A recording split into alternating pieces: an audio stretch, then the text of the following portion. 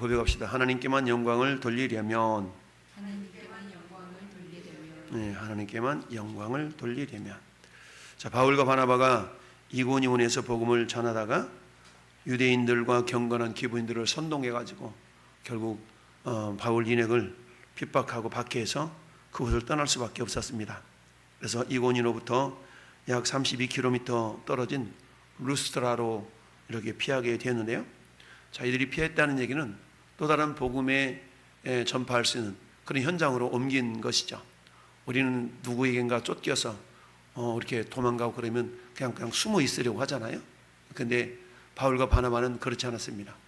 복음을 전하는 것을 박해하고 방해받자 그것으로부터 도망가서 숨은 게 아니고 다른 지역으로 가서 또다시 그것을 복음의 거점 삼아서 복음을 전하는 것을 봅니다. 이처럼 바울과 바나바는 왜 이처럼 복음을 전하는 데 있어서 박해를 받으면서도 이렇게 떠나는 곳곳마다 다시 복음을 전할 수밖에 없었나? 그건 다른 게 아니죠. 결국 복음에 대한 확신이 없었더라면 그렇게 할 수가 없었겠죠. 분명한 확신이 있었기 때문에. 왜 그러지 않습니까? 경찰이 누군가를 막 잡아가지고 하면 그게 아니라고 막 이렇게 막 외치면서 잡혀가는 그런 모습들을 우리가 드라마 같은 데 보잖아요. 왜 그렇게 막 외칩니까? 본인은 그런 확신이 있기 때문에 그러는 거 아니겠어요?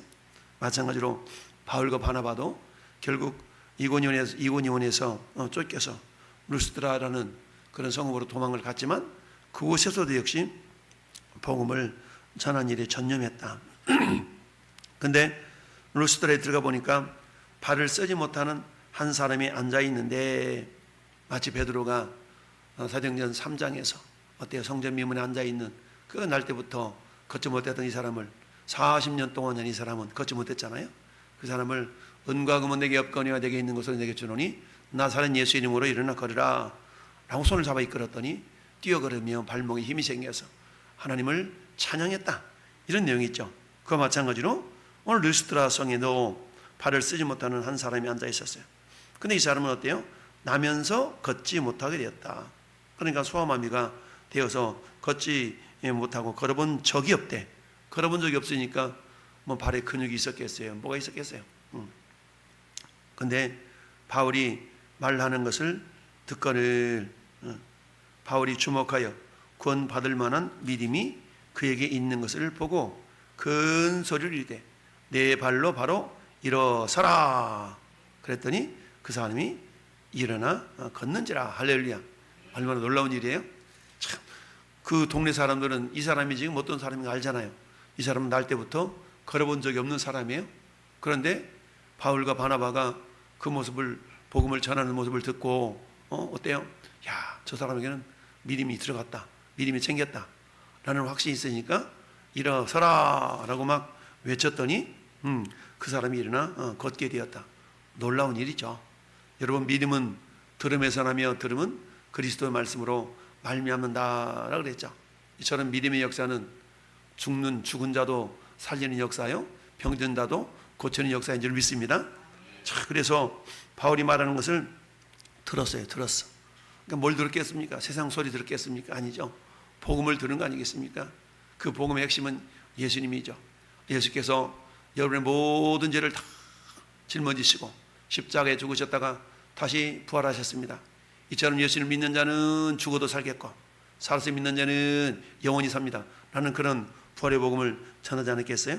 그랬는데 바울이 말하는 것을 듣거늘, 여러분, 무엇인가 우리가 관심 있으면 잘 듣게 되죠. 잘 듣습니다. 그래서 막 우리가 마치 빨려 들어가는 것처럼 몰입을 하게 되죠. 새로운 지식, 새로운 것을 이렇게 알고자 하는 그런 어떤 사모한 마음. 자, 이런 마음이 아마 이 안전뱅이에게는 있었던 것 같죠.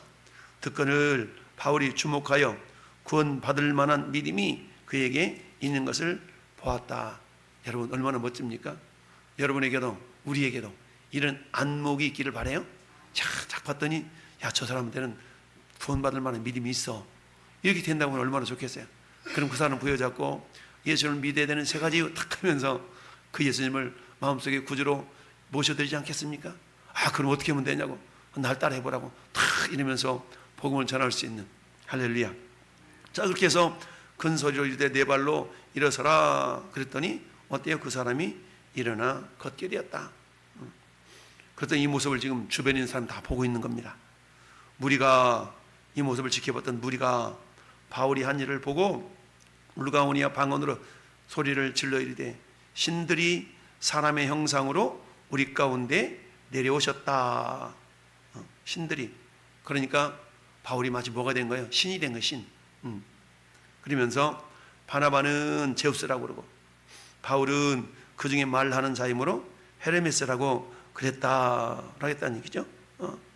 여러분, 그리스 로마 신화에 쪼들어 있었던 이들의 삶 자체가 어떻습니까? 로마 신화, 그리스 신화는 한마디로 말하면 어때요? 신들이 사람의 모습 다 나타나는 거 아니겠어요? 그러니까 이들의 의식 속에는 이런 큰 일을 행한 사람이 결국 신이라고 이렇게 생각할 수밖에 없었던 겁니다. 그래가지고 그들이 평상시에 하던 대로 시외 제우스 신당의 제사장이 소를 끌고 막 화환들을 가지고 와가지고 바울과 바나바가 머물고 있는 그 대문 앞에다 막 제사를 지내려고 그러네. 야, 그랬더니 바울과 바나바가 깜짝 놀라가지고 나와가지고 막 옷을 찢으면서 무리 가운데 뛰어들어서 막 말리는 거. 이게 지금 무슨 짓을 하냐고, 무슨 일을 하고 있는 거냐고 막 그러면서 다시 한번 복음을 선포하는 겁니다. 여러분이요, 어찌하여 이러한 일을 행합니까?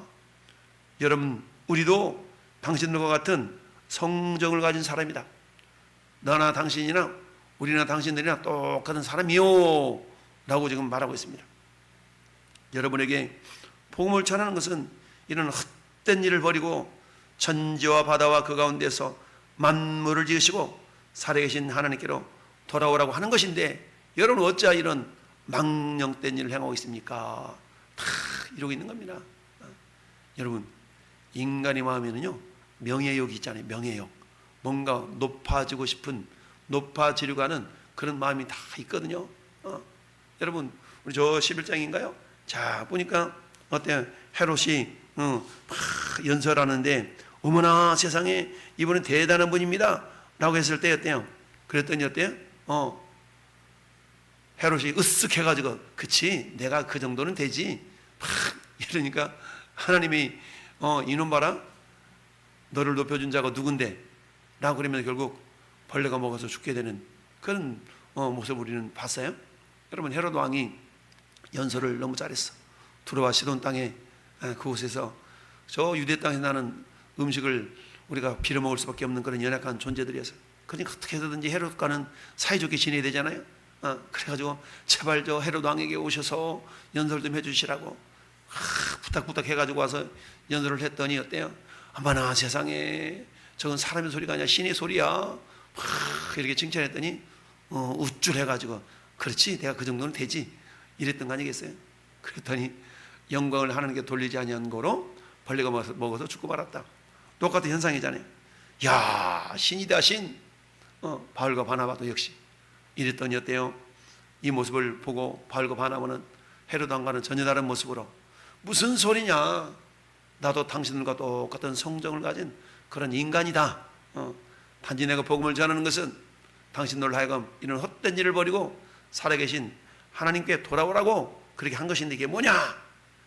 우리 하나님은 지나간 세대에는 그런 여러분들이 그렇게 한 거에 대해서 그냥 묵인했다, 방임했다.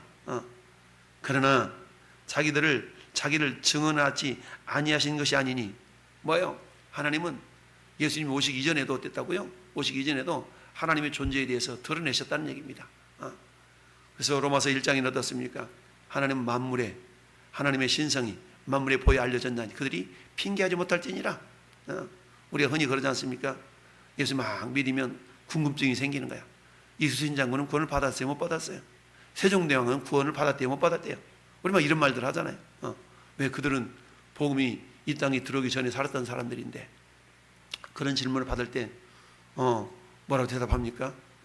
그건 주님이 알아서 하시지. 물론 그 말도 맞는 말이지만 성경 분명히 말씀하고 있어요. 그러나 자기를 증언하지 아니하신 것이 아니니, 무슨 말이에요? 조선시대도 하나님에 대한 신성이 그들 가운데 나타나 있었다는 얘기입니다. 그렇지만 그 하나님의 신성을 그들은 추구하려고 하는 그런 모습이 아니라 만물을 오히려 우상 숭배하듯이 우상으로 만들었기 때문에 그들에게는 구원이 있을 수가 없었다라는 얘기죠. 우리 신학적으로 표현하면 그렇게 표현합니다. 예수님이 오시기 이전에 사람들은 어떻게 하느냐? 그들은 오실 메시아를 믿고 구원을 받았다. 예수님이 오신 이후에는 어떠냐? 오신 메시아를 믿고 구원을 받는다.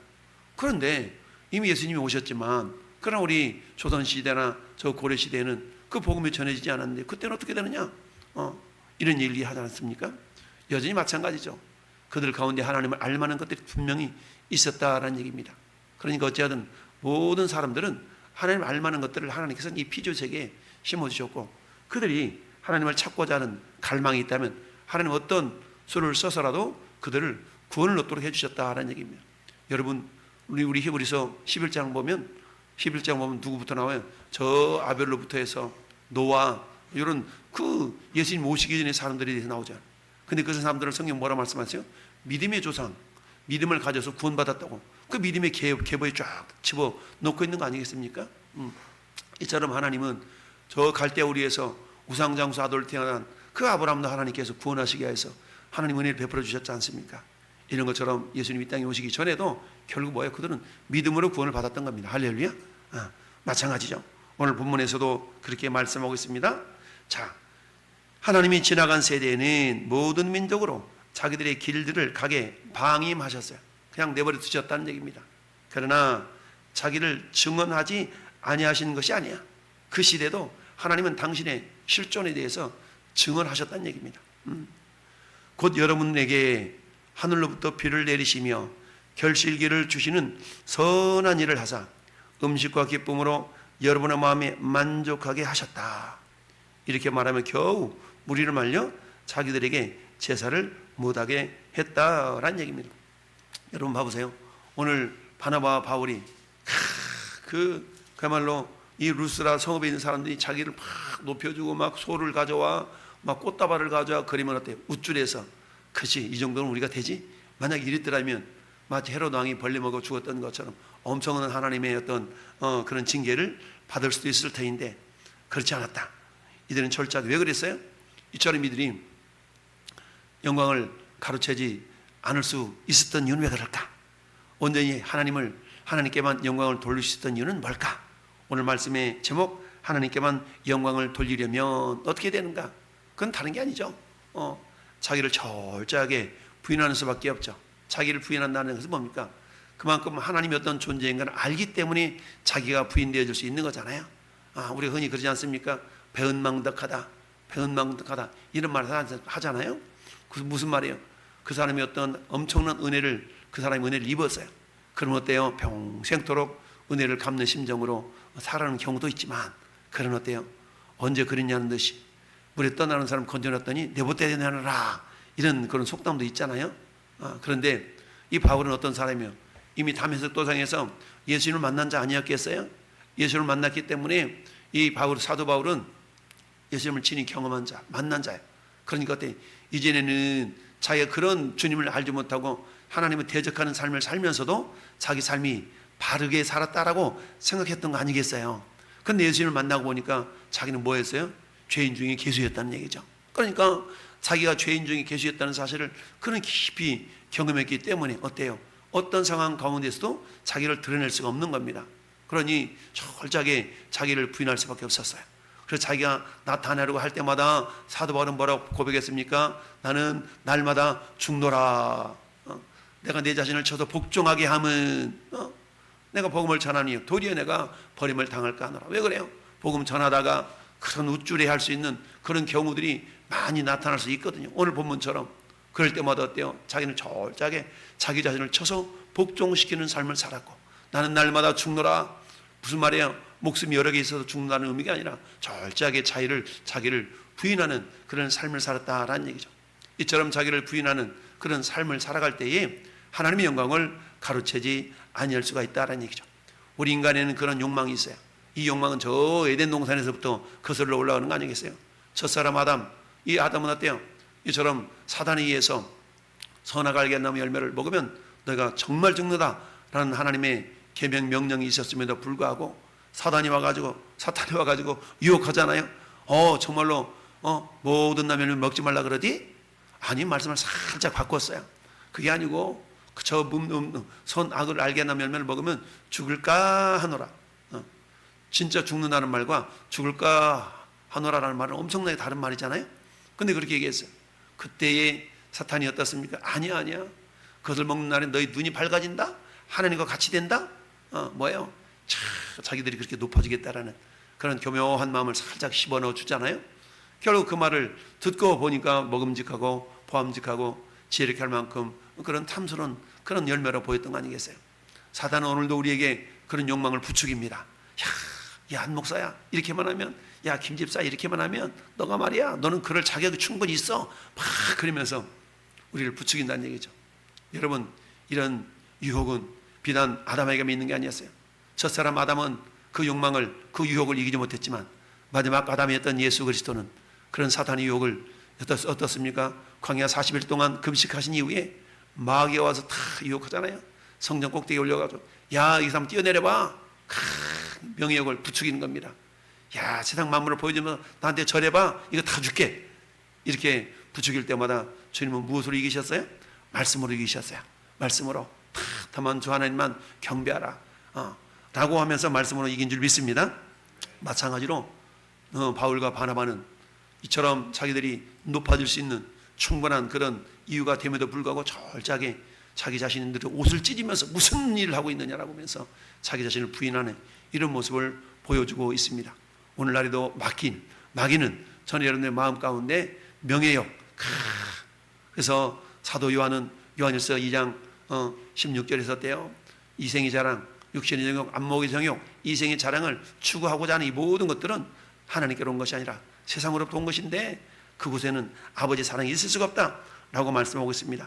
사탄은 오늘에도 저와 여러분을 향해서 이러한 욕망을 자꾸 부추깁니다. 그러나 그럴 때마다 오늘 말씀을 기억하면서 무슨 소리냐? 이런 헛된 일을 버리고 만물을 지으시고 살아계신 하나님께로 돌아오게 하려 하십니다. 하나님이 지금도 살아계신 줄 믿습니다.